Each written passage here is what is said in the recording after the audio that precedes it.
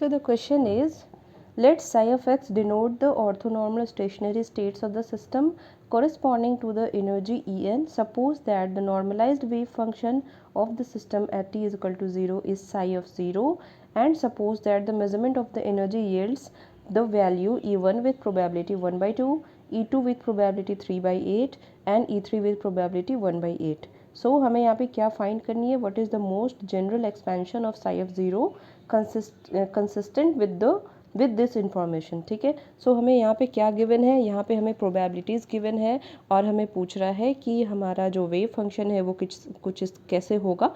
सो यहाँ पे देखिए given probabilities of energy measurements, यहाँ पे हमें क्या गिवन है, P E one is equal to 1/2 and P E two is equal to 3/8, P E three is equal to 1/8. ठीक है, so since we know that कि प्रोबेबिलिटी का जो प्रोबेबिलिटी हम कैसे निकालते हैं, प्रोबेबिलिटी हम निकालते हैं जो भी हमारा वेव फंक्शन का स्टेट का जो कोफिशिएंट्स होता है उसका स्क्वायर करते हैं. ठीक है, सो इसको स्क्वायर करने पे हमें ये प्रोबेबिलिटीज़ मिलती है.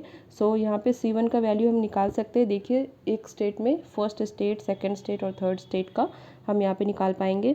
सो यहाँ पे PE1 ये हो गया हमारा probability of energy in state 1. So C1 square is equal to 1/2 हो जाएगा, इसका हम रूट ले लेंगे. सो ये हो गया 1/√2. उसी तरह P2 का करेंगे, PE2 is equal to C2 square is equal to 3/8. Therefore C2 का मॉड इज इक्वल टू √3/8. ठीक है, ये हो गया PE3 is equal to C3 का C3 का mod square is equal to 1/8.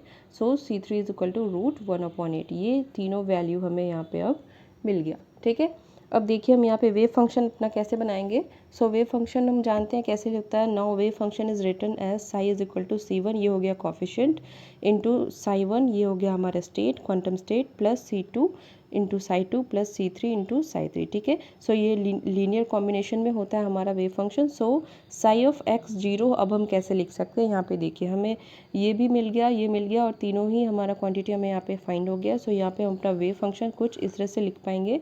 Psi of x is equal to 1/√2 psi of 1 plus √3/8 psi of 2 plus √1/8 psi of 3.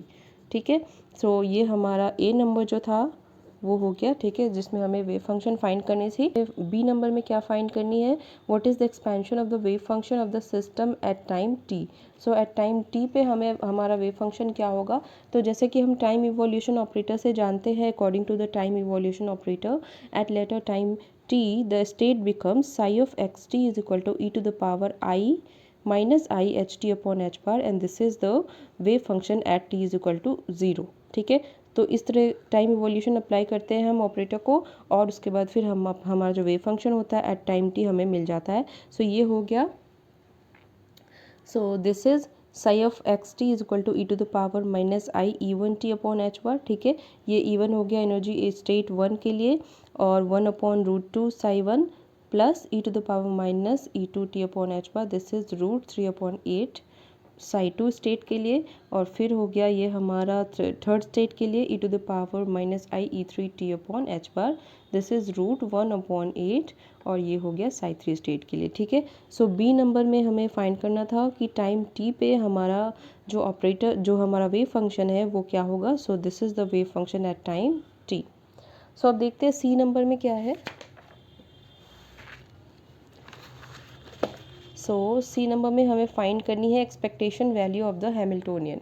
So expectation value of Hamiltonian हम कैसे find करेंगे, देखिए probability into value होता है. ठीक है, एक्सपेक्टेशन वैल्यू हम फाइंड करते हैं जब भी, तो हम उसको क्या करते हैं, प्रोबेबिलिटी से वैल्यू को मल्टीप्लाई करते हैं जो वैल्यू हमें यहाँ पे निकालनी है.